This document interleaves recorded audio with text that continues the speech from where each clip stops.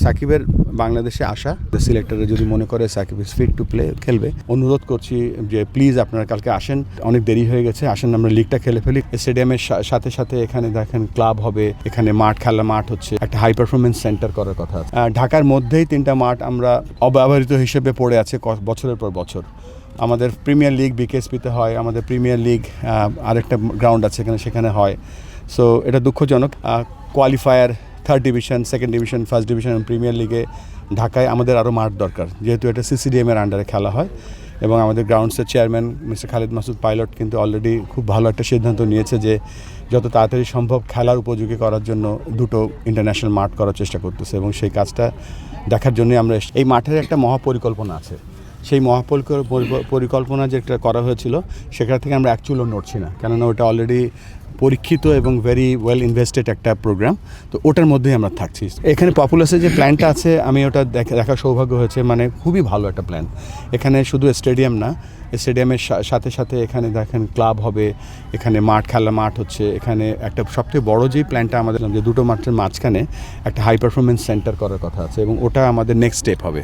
আপাতত আমরা স্টেজ 1 হিসেবে মাঠগুলো খেলা পরিচালনা করতে যাচ্ছি, বাট হাই পারফরমেন্স সেন্টারটা আমরা এখানে যত তাড়াতাড়ি সম্ভব চালু করে দেবো। এখন যে বিশ্বকাপগুলো আমরা হোস্ট করতে যাচ্ছি, বড় 3টা ইভেন্ট। একটা হচ্ছে যে 27-এ আমরা অনূর্ধ্ব 19 মেয়েদের একটা ওয়ার্ল্ড কাপ হোস্ট করছি, এবং 27-এ ইনশাল্লাহ আমরা এশিয়া কাপও হোস্ট করছি।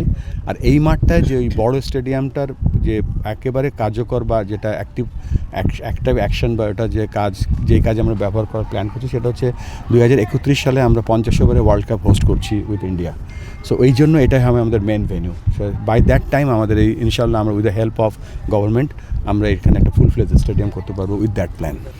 আমাদের এই মুহূর্তে ঢাকা, চিটাগং, সিলেট এবং খুলনা, এই মাঠগুলো, খুলনা কিছু রেনোভেশনের কাজ আছে।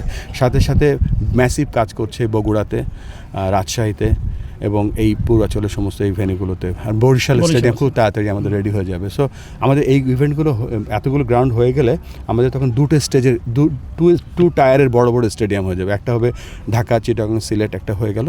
আর নেক্সট যে টায়ারের যে স্টেডিয়ামগুলো, যেমন বগুড়া, রাজশাহী, বরিশাল, এগুলো যখন পূর্বাঞ্চল হয়ে গেলে আমাদের যে ছোটো ছোটো আইসিসি, এসিসির ইভেন্ট, আমরা দেখেন এসিসির আমি এখন ডেভেলপমেন্ট চেয়ারম্যান, আমরা ইচ্ছা করলে বছরে 2টো থেকে 3টা ইভেন্ট আনতে পারি এখানে। সাকিবের বাংলাদেশে আসা এবং বাংলাদেশে আসার পরে আমাদের সিলেক্টরে যদি মনে করে Shakib is fit to play খেলবে।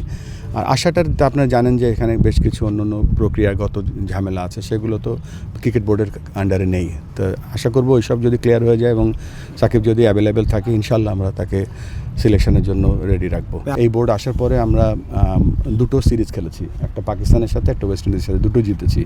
এবং এই মুহূর্তে আমাদের র্যাঙ্কিং আছে 9। যদি আমরা 9-এ কোনোভাবে রয়ে যাই তাহলে কিন্তু আমাদের কোয়ালিফাই খেলতে হবে না।